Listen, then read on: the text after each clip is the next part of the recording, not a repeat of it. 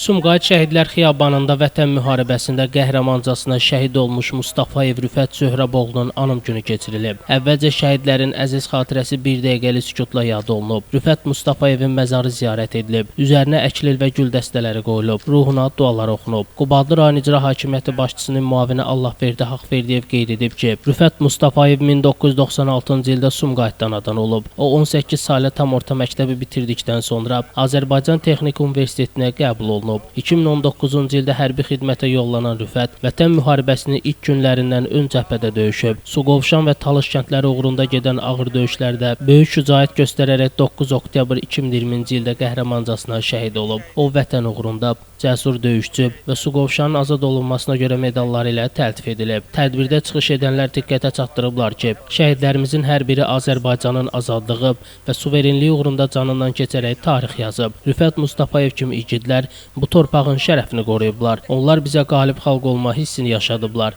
Dövlətimiz şəhid ailələrinə və qazilərimizə daim diqqət və qayğı göstərir. Onların qəhrəmanlığı unudulmazdır. Sonda şəhidin atası Zöhrəb Mustafayev göstərilən diqqət və ehtirama görə Prezident İlham Əliyevə, birinci vitse-prezident Mehriban Əliyevaya minnətdarlığını bildirib.